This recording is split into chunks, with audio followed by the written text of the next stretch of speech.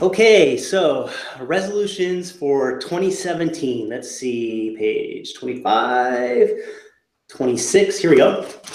All right, we're looking at deliver some sweet content to the Angular community and help as many people as possible.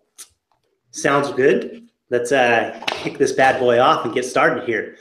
Welcome to season 3, episode 1 of AngularAir. How's it going? We've got another TIL for you today. We're gonna have a bunch of tips, tricks, all kinds of different stuff that our panelists will be showing. So let's say hey to our panelists and we'll get them on record here for maybe one of their resolutions for 2017. So starting with Austin McDaniel. Austin, how's it going? Hey guys, how's it going? I don't think I made any resolutions. Perfect. Maybe write more tests. Maybe I'll write more tests at work, which means write a test. All right, that should be doable, I would say. You got all year to do it. Mike Brocky, how's it going? Happy New Year. Resolutions, I have 2. One, I am stopping writing Austin's tests. I'm no longer going to write tests for Austin. Perfect. And the other one is that I'm going to try and test out the battery on my Fitbit and try and put it to good use this year. Cool. All right, Victor Mejia, how's it going? What is up, guys? Happy New Year. Resolutions. Teach Austin how to write tests. Man, I sense a theme going on here. Did you guys all prepare this ahead of time? Did you know that like what Austin's resolution was going to be, and then you're like, okay, we're going to plan our 2017 around Austin? Yeah, no. I didn't even know what my resolution was going to be. I don't have any resolutions. I guess at the start of every new year, I do make goals of what I want to learn. You know, what I want to dive into. So definitely more Angular 2 will be this year. So. All right, perfect. Well, we're gonna have a bunch of content going out, so you should be able to learn that from our show. So, and then we have Alyssa Nichol. How's it going? You have plenty of time to prepare here, so think about your resolution. Hey, yeah. So you can hear me, right? We're all good on audio? Yeah. Awesome. So yeah, weight loss, definitely want to lose like 20 pounds. That'd be epic. And I have conference goals. I've already made it to my first, been accepted at my first international conference. And then I was accepted at NG Cruise, but I have some other big ones like NG Conf that I haven't been accepted at yet. So yeah, I guess conference and health goals. Awesome. Awesome. Well, looking forward to all that stuff, accomplishing that stuff. Okay. So today, Austin and Mike and Victor are going to show us some stuff. So why don't we just get right to it? Austin, you ready? Let's go. All right, I'm going to put you in charge here. Your stuff. Here we go. All right, you're all set. Showtime. Okay, well, before I show some code, I've got 3 different things I'm going to show. I'm going to show some animations stuff. Everyone loves that. A new feature in Angular 2.4, and some RX/event emitter type thing that I thought was cool. So with that said, let's jump in. So, okay. So one thing that last time on the episode about this stuff that we're talking about, I talked a lot about host bindings, and you can do a lot of really cool things with them, right? I talked about how you can, bind inputs straight to your host component, how you can, use prefixes like PX to kind of bind pixels and not have to, put that on the end of your numbers and things like that. But one thing I didn't mention was and I didn't actually know this, you can actually use host bindings for animation triggers. This is super helpful if you need to do some sort of animation on the host input or host element based on an input. So here I've got, can you guys see my screen okay? No, the font's really small. If you could blow that thing up, yeah. What everyone says. A little more. How about now? I think that'll work. Although I lost my button. We're gonna have to go with this one. Okay. All right. So I've got this component called fader component.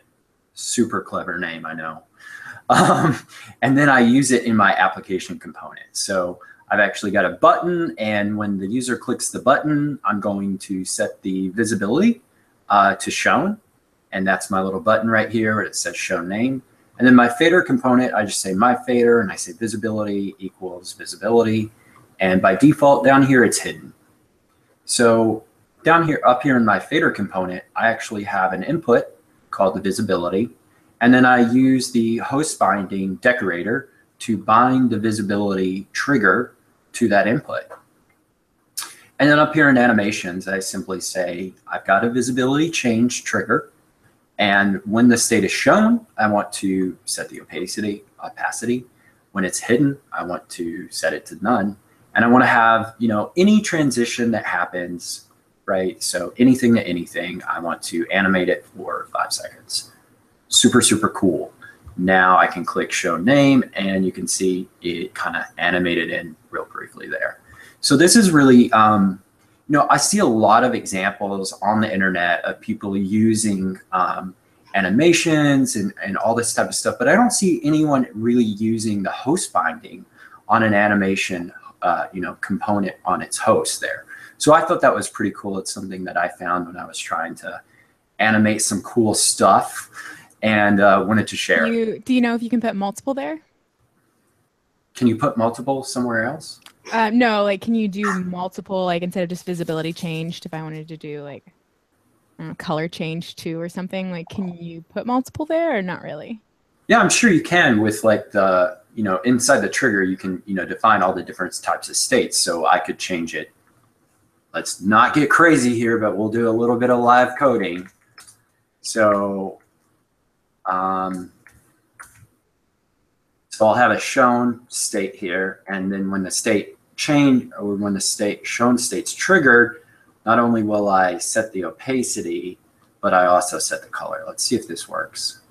Oh, yes. You sound so like way too surprised for that. Like it worked. So yeah, this the host binding stuff, the stuff that you showed the last episode that we did this and this stuff is really cool. I think you get addicted to what you can do with host binding, right? Once you start discovering this stuff, and you're like, okay, now I can host bind this and this. Well, I can host bind this animation trigger, and it's I don't know, it's pretty cool. I just did some more live coding. That was so good. I should have said Panda, not Austin. Hey, so you're double decorating this visibility property, right? That is true, and you can do that. That's something that not a lot of people, well, maybe they know, but I haven't seen very many people do that. You can do that with everything. I can make it host binding style class dot something like that. I'm not coming up with a good example, but I mean, you can add as many host binding and inputs. I mean, it's just simple decorator, right? It's just compounding on top of each other. I'm not sure about order, if that matters or anything like that, but I know it works, and I've done it lots of different places. Do you guys think that it's worthy for people to kind of dive in and look at the source code for how decorators work and stuff to get a better understanding of this? And like for us, we dove into creating some custom ones and really understanding what they're doing. And I think it makes clarity on the things that you can do and the possibilities that you can do and how you're pulling this off. Do you think it's worthwhile for that, or should people just kind of, say, okay, well, it's kind of this decorator magic and it's good enough that we know that? No, I think everyone should jump in, because once you kind of jump in and you start looking at it, you can do some really cool stuff. So I've actually I'm going a little more ad hoc here. So I've actually got a debounce decorator, and this isn't tied to Angular at all. This is just a simple decorator here. And I can say basically like debounce, and then I basically just give it a well, actually, this is the actual function, right? So if I was going to call it normally, this is how I'd call it. I'd call it to bounce, give it a function, a wait, and if it's immediate. But then I also describe this decorator down here. So I call it debounceable, and I say the duration and immediate. And now I can return this inner decorator. I've got my target, my key, and my descriptor here. And now when someone tries to call a get on this, I'm actually just invoking that debounce function right there. So it's not only just with Angular stuff, I think it's gotten really popular in the JavaScript community since Angular peeps have been starting using it, but you can do a lot of really cool stuff with it. So I'd definitely recommend people checking it out. Yeah, and I think I totally agree that the easiest way to understand exactly what's going on is to write a few, and just realize that there's different types of decorators, whether or not you're applying it to a class or a function or a property. The signatures of those different decorators are a little bit different. Yeah, static and instance is, I think, what I call them, at least, the different types.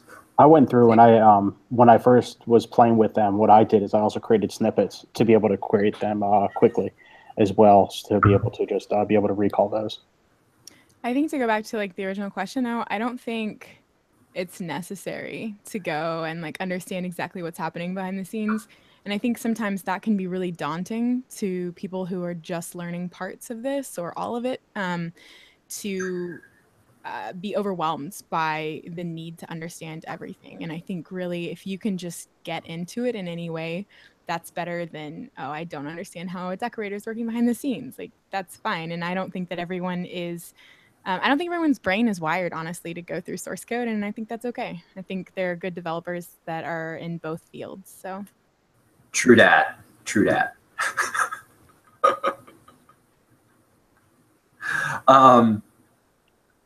I think that's super awesome. And it is important to know that if you're like a Java kiddie or something like that, that these are a little different than some of those are.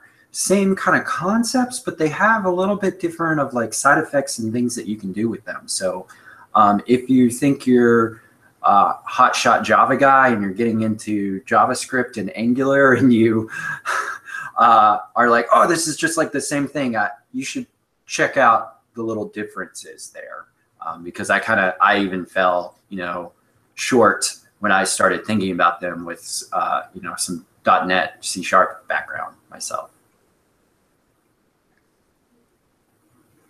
Cool. And so on this example you got here, just to be clear, we've got the Angular animation stuff going on here.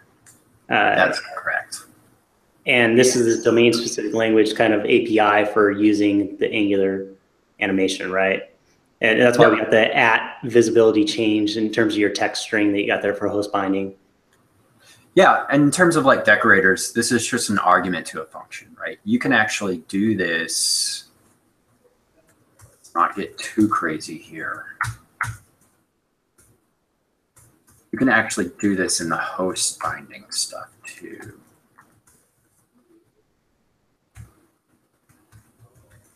I don't know if this will work with the previous input. Oh, no. Sad day. Or maybe it's, yes.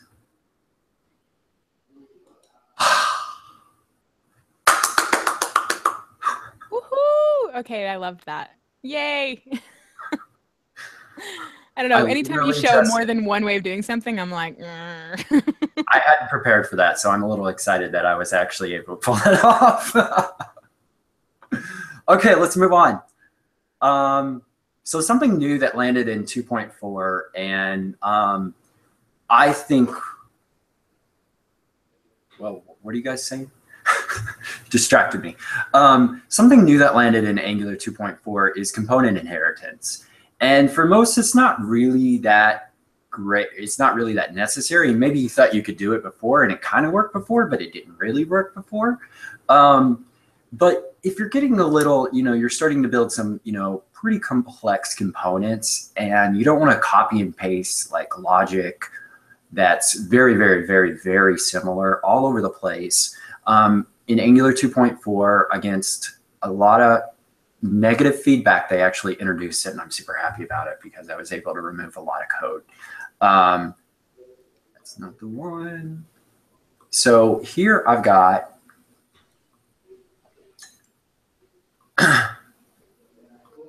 this setup. I've got two different components. I've got my base component, which actually has a, it's called my base. And I've got a template that says, am I the base component? And I say, is this the base? And here I've got an input and it says, you know, it's a Boolean, it says is the base. And then I've got another component that I should have called inherited component. Spell. And this says, I'm definitely not the base. And it actually extends from the base using base component. And if you don't even have to have TypeScript to do this extending, this is in ES 2015. So if you're wondering about that. And it doesn't have any inputs actually. And then what I do is I call it here in my, oh, I forgot to mention that this has a class member variable initializer of true for is base. And then down here, I say is, I define my base component and am I the base component? And I say true. So that's my template up here. And then I define it again, my inherited component, and I say is the base. And I'm actually going to pass false here. And you remember, I actually didn't put the input. So it's actually inheriting this input from the base component, just like you would expect it to. And it works super awesome.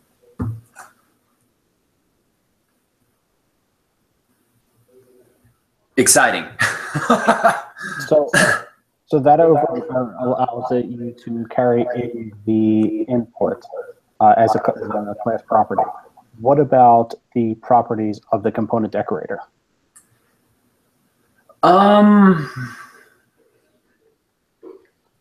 Good question. So on the base, if you were to add a styles, let's go back to styles. Yeah, I'm getting there.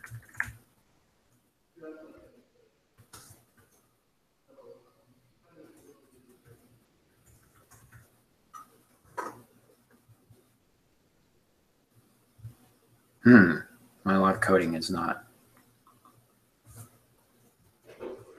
panning out here, guys. You got it.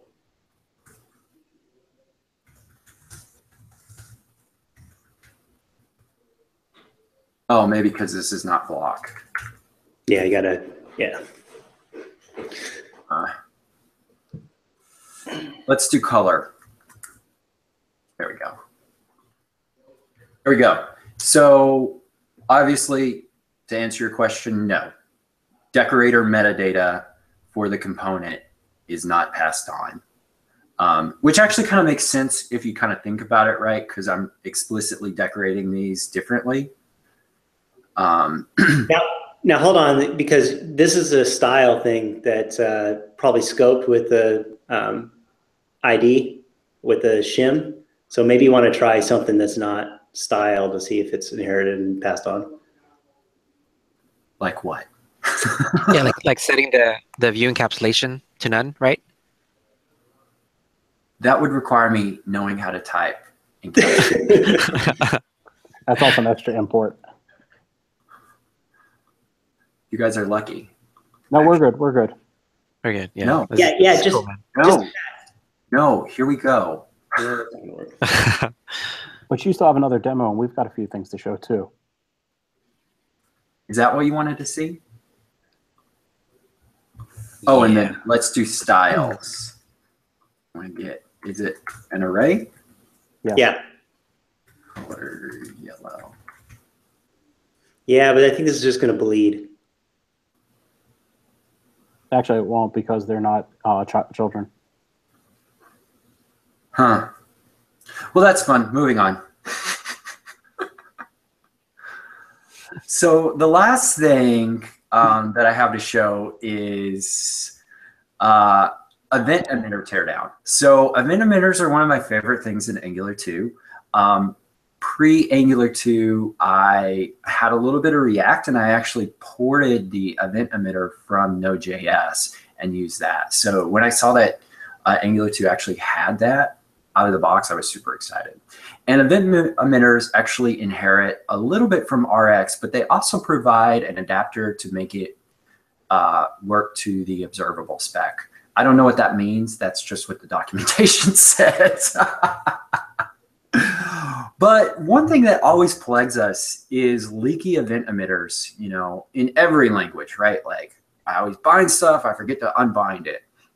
And when I first started messing with the event emitters, I was declaring like all these listeners all over my code and then manually calling unsubscribed on each one of them. And then through the power of open source, someone actually made a pull request to one of my projects and showed me that you can do this add function. They have this add function. So you end up with one event emitter and then you can kind of chain them together. And so what I've got here is I've got a base service and it has 2 different events in it. And this code doesn't really make sense, but I was trying to show something very easy. So please, no one use this code like this. But I've got 2 different event emitters, button click and button click 2. And in my app component, I say I inject that base service. And then in my buttons, I say service.buttonClick.emit, right? And then in my constructor here, I say service button click subscribe, and I say hello. And then I say, and then I tell that that's a listener. And then I say this.listener.add, and this is that daisy chaining thing where you can do this add thing. Otherwise, you would have to like make it its own listener too, for example. But I say add, and I just subscribe to this event. So now when destroy runs, right when I need to tear this component down, I can just say this.listener.unsubscribe once and not every time. Again, please, no one use this example. You should not do it like this, but you get the idea.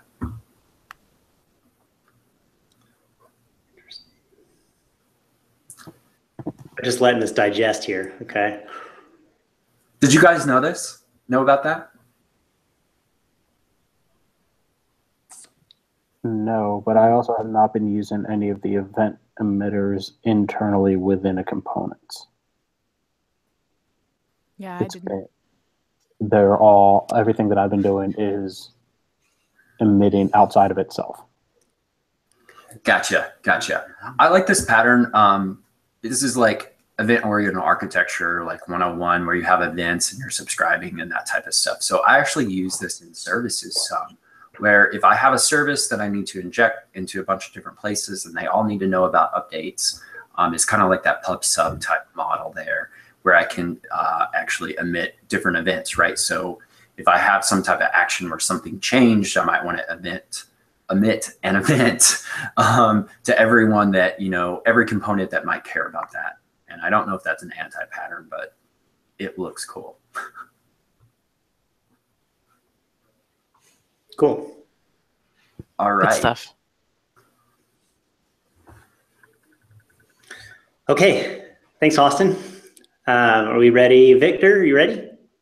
Sure. Let me get this set up here.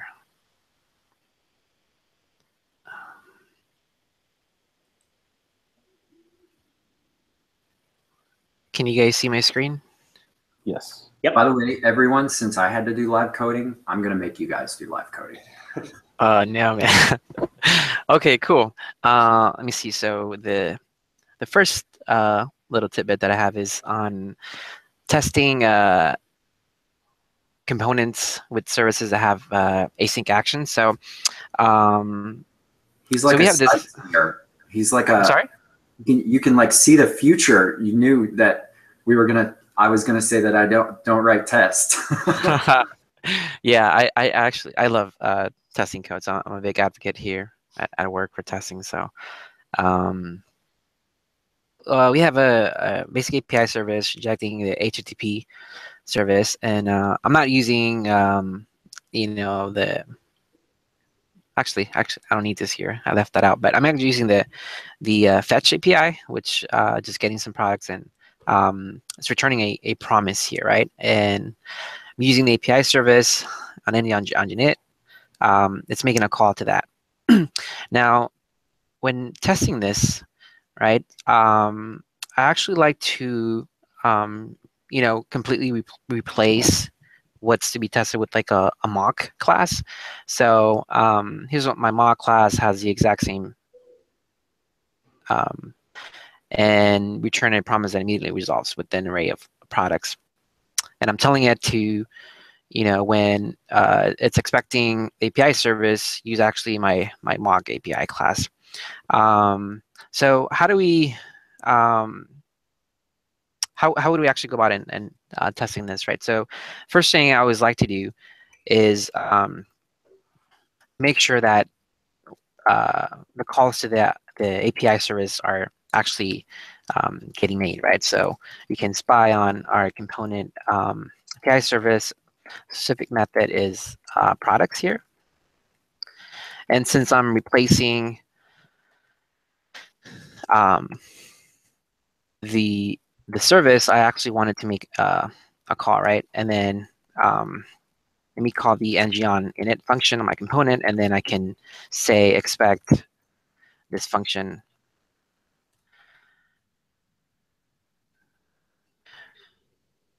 have been called. That's a pretty boring test, right? And hopefully live coding, yeah, this guy is passing, right? But how would we actually test that it's the product? So Angular has a few ways of testing async, right? So one of the ways that I actually like doing is wrapping this using the Angular async function, which is from Angular core testing. And then this essentially just allows you to run your spec in what they call like the async zone, right? So let's make a call here again, a component.ng on init. And what we could do is, since we get a fixture to our component, we could use actually do is, hey, when you are stable, or when you have finished doing your async actions, then you could do here expect component products like to equal, and then in this case it was the mock products here. So that's one way of testing components with async actions. If you want more like finer control, another cool way to do this is using fake async. So when you use fake async, you have to use this tick function that they provide. And so in this case, you don't have to use any of this fixture when stable things, and then it just allows you to write in a more linear fashion. What's cool about this tick function is that if you're doing anything with like timers, you can actually advance time and pass it in like an integer of time you want to advance.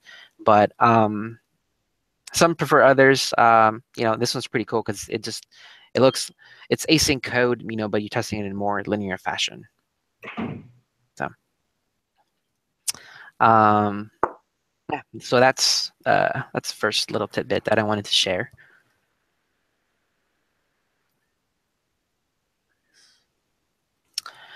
You guys ready for the second one?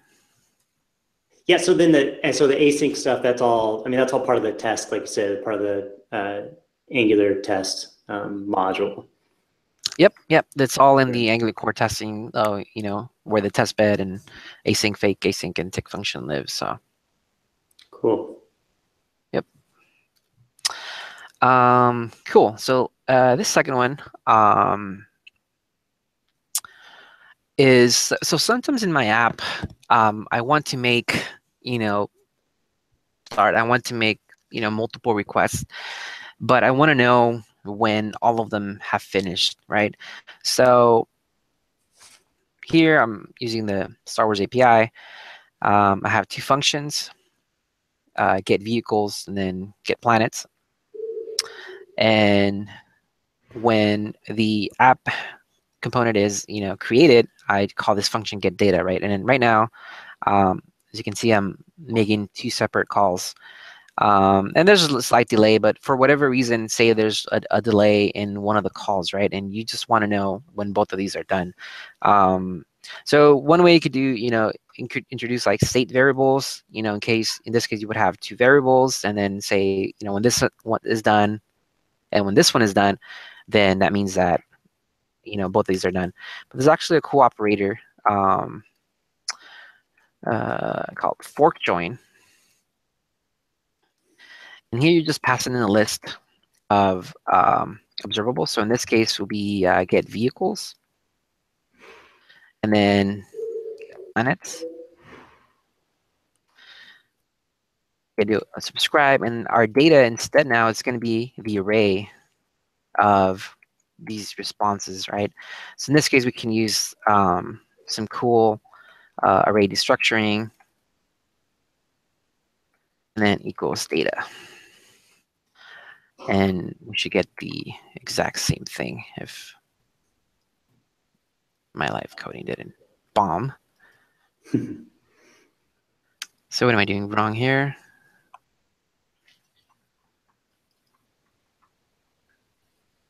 Oh, I forgot the arrow there. Cool.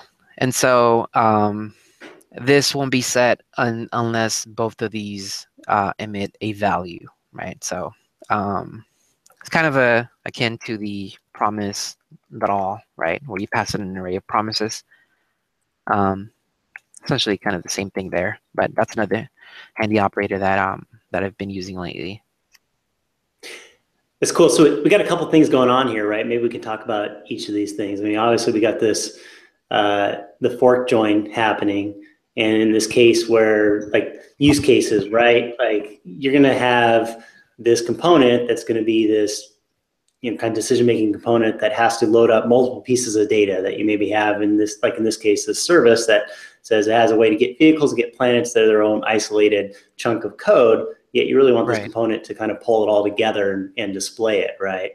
This fork join is a great solution for that. Yep. Yeah, you don't have to introduce, state variables and, kind of muddy up your code, so. Okay, and so then this is going to, we also have this destructuring, right, going on line 50. Maybe we talk about that a little bit, because that's some other separate magic. Yeah, so essentially, so data is an array, right? So I guess the other way that you do this is, that the vehicles data would be in the first one, and then the planets would be in the second one. But with E6 array destructuring, you can do that in one line. So essentially, it'll, kind of destructure your array, spread it out over each of these variables there. So we don't have to do that. And being that they're on the left side of the equals, it's an assignment. I'm sorry? Because it's on the left side of the equals in that, right. It's assigning those values. Yeah. Yep. And we're able to leverage this because we're using TypeScript here, right? Right. Yeah. This is not TypeScript specific. It's ES6. We're able to use it because we're using TypeScript. And to be clear, the fork join operator will emit after the inner observables have completed, correct? Correct. So for something ongoing, whether or not maybe you're getting values from user input rather than from the vehicles, maybe you're getting X and Y coordinates of a mouse move. You wouldn't want to use it there because that event will not exactly complete, at least not, unless you explicitly did that. Right. Yeah, so maybe you can hop back over to the get vehicles and get planets methods so we can see what those are returning. Okay, so these are, because these are using the HTTP service and with the get calls that are doing the single subscribe and be done. Correct. Yeah, those observables will be complete. Like the complete method will be called on those two observables once the HTTP call is completed. Good to know. Right. Cool. So is that in the fork join? Is that a case of the scenario of like what you'd want, right? That you want those observables to be completed in order to use that? Like you're mentioning, Mike, in terms of, you know, Yeah. if you're running this observable that's live that continues to read the values of mouse input or something, then it's not going to have the same effect. Right. Yeah. Essentially, since if underneath get planets, if there was another array of this dot mouse moves or whatever it is, that unless you explicitly were to complete that observable, it will not actually call the subscribe method there wouldn't be called until that is actually completed. So in that case, you may want to get involved with other operators like merge or concat or another combining operator with the hand motions too, combining. Cool. Cool. And then jumping into the third one, this is a very simple one, but I like to use it sometimes when there's a really good use case for it. So I guess it's another way. So I really like what Austin showed with the host binding. But just a very simple thing is in our components, you actually have access to two cool services, which is the element ref and the render. So if you wanted a more programmatic way of setting styles or things like that, it's a cool way to use both the render and the element. So in this case, I'm just telling the element style, passing in the component element, and setting the font size to a variable. Why would I use the renderer to set this instead of just like, go all cowboy and set it on the style itself of the native element? Well, one way you could set it on the template, right? I think, I don't know, to me is just preference sometimes, because you could totally just do this on using the attribute bindings here, right? I meant in programmatically, right? Like use the render that element style. What is there any particular reason that you would do that instead of just EL native styles, font size equal blah? I think the render has other more useful functions than just set element style.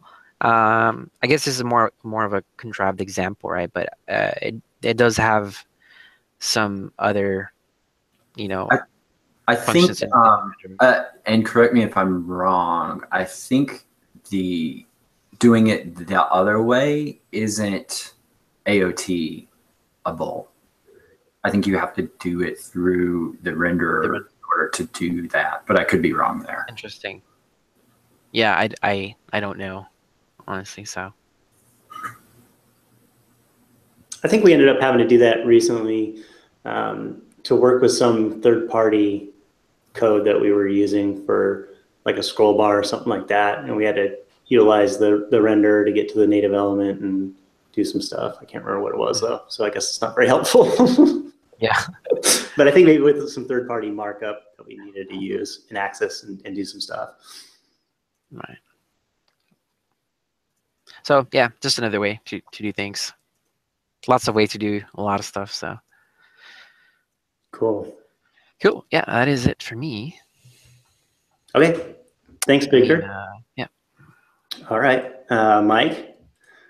Yeah. You got some stuff to show us? Sure.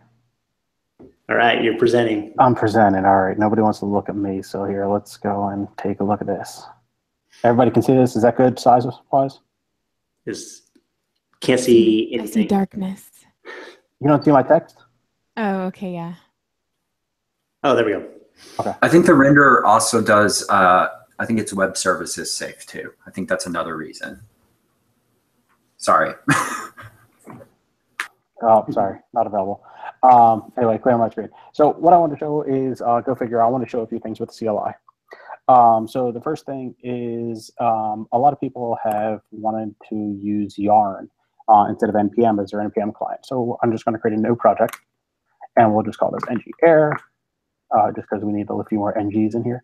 And if you do a -- skip NPM, it actually will not do any of your NPM installs for you. So it'll actually bypass running the NPM install to be able to pull everything from package.json. We want to do that. Why? So that you can use Yarn if you so choose, which has a much faster caching mechanism. And we're actually going to do this live, so hopefully it goes pretty well. What's Yarn? Yarn is an NPM client to be able to access and install NPM packages. Why would I use that over NPM? And I thought you needed NPM to use Yarn. Is that not true? It is not. I don't believe it is true. No. You can install Yarn with NPM, but it provides a yarn.lock file, which will give you specific versions of all the libraries in your repo, not just the parent level that you're including, but also their dependencies as well, which will kind of give you like some improved shrink wrappability, which is make sure that you have the consistent version over and over, no matter where you install. So for CI, if you run CI now or in a month, you'll get the same packages from NPM to get that kind of consistency. So that will allow that, but there's also another flag here that is, I'm actually running a local version of master of the CLI. So I'm also going to run another one that is skip commit. By default, the Angular CLI will create an initial commit for you on the repo with the Angular CLI account. If you don't want that on your account, or if you want to make additional changes, like maybe committing your lock file, your yarn.lock file, you can skip the commit. So this actually runs really fast because it's not doing any of the installs. But if I cd into the ngAir directory, and if I do a git status, you can see I have a whole bunch of new files that have already been staged, but they haven't been committed. So if I did a git log, there are no files here. I don't know if you guys can see that or not, but I'm going to hide that. Oh, going back. So all I'm going to do here is type yarn, which I already have installed, and that's going to install all the dependencies within here for me. And you can see it's a lot faster. It takes about 15, 20-ish seconds is what I've been seeing. They have cool emojis too. It's worth it for just that. Absolutely. Oh, I also have my touch bar too, so I could type emojis in my console. That's a great reason to. Isn't it though? So that with my commit messages, I bragger. have smiley faces and hearts and everything. Oh my gosh, humble brag. I have this touch bar. Yeah, I know, right? So, It's good you're putting it to good use. Absolutely. So you got thumbs up there. All right, so now I now have a new file in here. So if I do the git, I have a shortcut here. So I now have my yarn.lock file. So then I can add that in here and make that as part of my commit. So I git add dot and git commit, and then I can do my initial commit. So that's just a quick walkthrough of how to do use Yarn with the Angular CLI is by using the skip npm and then skip commit commands there. So those are the two of the things that I wanted to show. And while I have this up, so with the piece that Victor was showing, whenever you're injecting in something to a TypeScript class for dependency injection, I'm going to go to my component in here and say we wanted to inject in a service. So let's go ahead and generate a service, NTG service, and we're going to draw the test service. And we're going to get a message here as we generate that service that says, hey, the service has been generated, which is great, but not provided. So it must be provided to be used. All right. So let's go ahead and let's remove source app test service. Very cool. And now we're back to where we were. So now if we wanted to go back and run that command, with here, if I want to say module, and you can specify the module where you want it to go, and I want it to go into my app.module. .ts, and I think it's app dot, yep. It will automatically put that in there for us. Hey, so if you're running the local version of the Angular CLI, you need to link your new project. I can't link. Did you just throw something? No. Hey, you got see? Now I'm like, somebody had a question at the door. I linked the wrong thing, so now I'm using the correct version, and I run this module flag now, and now it's telling me that it's updated my module file. So here you can actually now specify that we want to provide that test service. A horrible name that I gave it, but it now will provide that in there for you.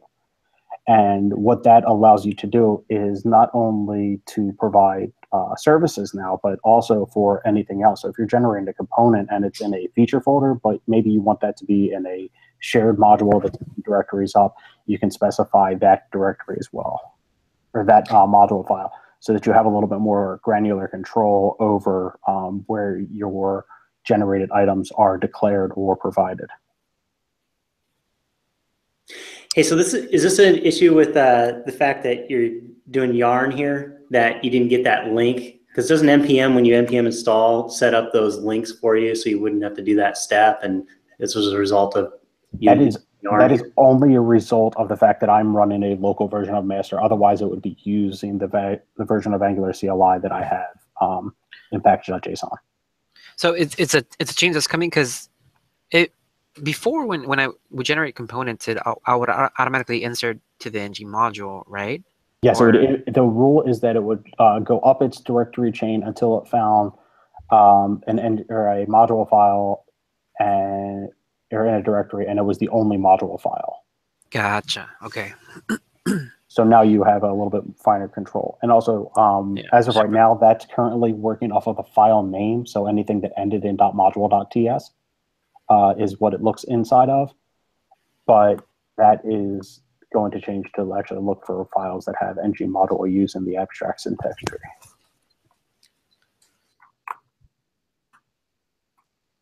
So what I wanted to show real quick, since we talked about something being injected, and this is actually going to tie everything back together. So this is going to be a great ending point.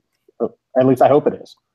So I want to use my test service here. So test SVC is test service. But if I wanted to use that here on this method of, I don't know, something happened.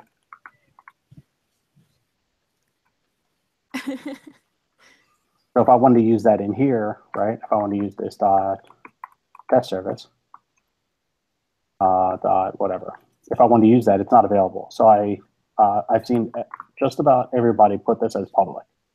But with inheritance, there's actually some finer grained control. You can make it protected and specify different scopes. So the protected means that it's available within this class and any classes that were to inherit from app component. Or if you wanted to even hide it from those, you can make it private. One thing that I didn't realize till recently is if you're doing the private dependency injection and stuff like that, it doesn't work in AOT when you try to like reference those things in your template. It needs to be like public so that the static code analysis can actually like find it. I wonder if protected works as well, or if it has to be public. I would imagine it's probably would work the same, private and protected would work the same way because it's not available externally to the class based off of the scope rules. But those features that I was showing of skip commit and specifying a module when you're generating are just currently on master. They are not released to NPM. So if you were to try it right now, it would blow up. When are we thinking it will be? With our next release. They've already been merged into master. So whenever the next release goes out, it will be there. Cool. So eventually, we'll go with that. Okay. And that is what I have. Okay, so I want to touch real quick on the thing that Austin brought up. So you're saying AOT is doing the analysis now within the template code to identify the access modifiers on those properties and services and the property stuff on your component class. You've seen that? Yeah. Are you asking me that question? Yeah.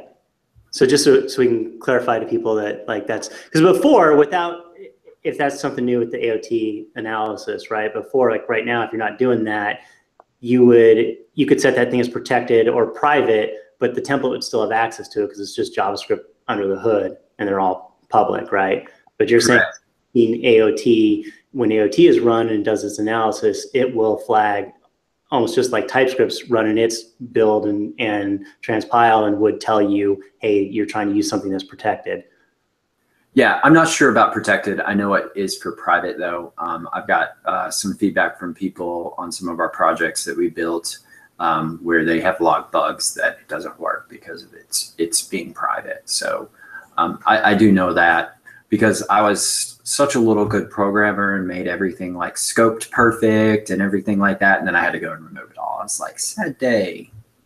But it does make sense. It's static code analysis. It's trying to, look through the template. That's like not, when it compiles, that's not like there. And yeah, I mean, it makes sense. It was just, it's something that I actually didn't know about until recently.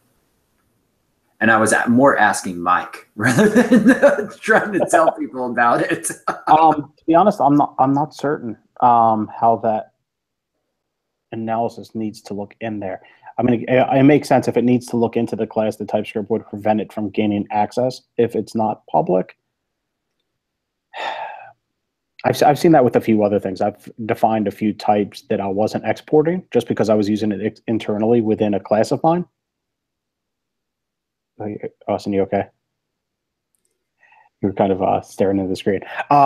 So I've had defined some class or some types or anything else that I'm using internally within a component, and I've actually had to export it just for AOT purposes.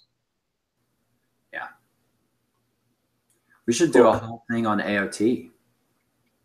Yeah, we should. Yeah, that would be great. Is there an expert in that? Do we know anyone that's an expert in that? All right. If you're an expert out there, tweet us. Let us know you want to come on the show and tell us all about AOT and bring the facts. I'll try to reach out to the team to see if we can get somebody from the team who's very familiar with AOT too. Well, I'll talk to us about it. Yeah, I think Minko would be awesome to talk about AOT too. I think.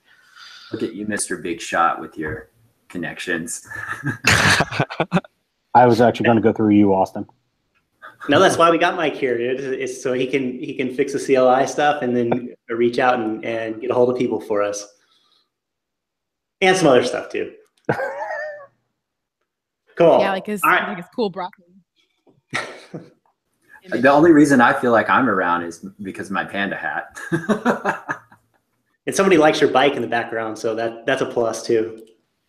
I don't even know how I got here, so. Well, it's just a party. All right, let's wrap this thing up. Anybody have any picks or anything? Mike, I know you got something. I do. NG Cruise, I'm really excited for that.